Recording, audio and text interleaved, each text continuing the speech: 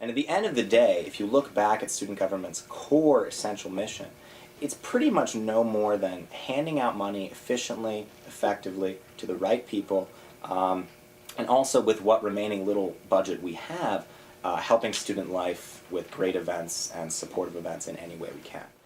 And our whole belief is that student government should be able to support the students the best they can with the most effectual resources we can in their day-to-day lives. And some of these causes just don't deal with day-to-day students. There's a huge disconnect, and I think Chirag will speak to this, between students and student government. No one has really an idea of what we do. The average Chicago student, writes off student government as ineffective, slow, ineffectual, etc., right?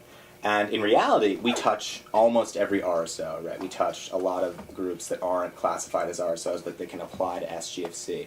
And in some way or another, student government is going to touch every student at one point during their college experience, right? And we want to make sure that we have the opportunity to reach out to them in the best way possible, give every student the support he or she deserves, rather than spend time blabbering on about these issues that we just spent so much time on. At the end of the day, frankly, the university has expressly said, we can't change. 50% of them don't think that student government doesn't do anything, and 50% of them don't know that student government exists.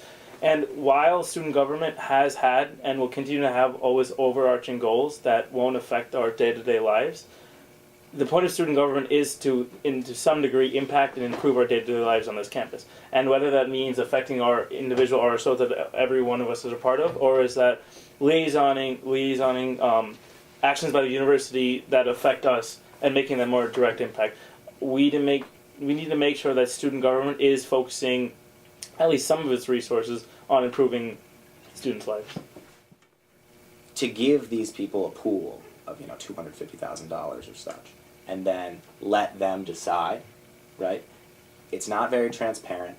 There's very little oversight. And again, the solution year after year to, there was a bloodbath in there, they had a huge fight over that pool of money, the solution is always, we'll make the pool bigger.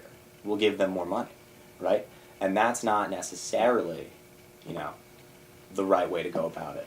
Rather, they may need funding increases, but being more transparent, bringing back SG oversight, looking at some of the clubs that, hey, maybe aren't as big as Body Run, right? Maybe haven't been, keeping up their, attendance, membership, rather. Those clubs that haven't been keeping their membership that high, looking at them and deciding, maybe you don't need $6,000 extra that you're getting because you're in this specialized body.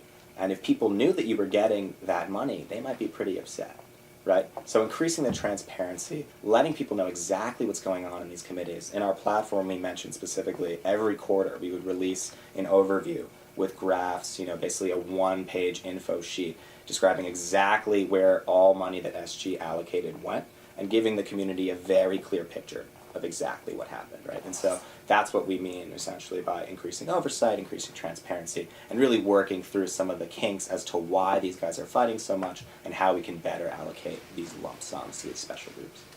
I, for example, started a kickboxing club, and I went to the head of the sports officer you have to go to the start sports clubs, and I went to him at the beginning of my first year fall quarter, and I wasn't able to receive funding of about $250 by the end of my fall quarter second year.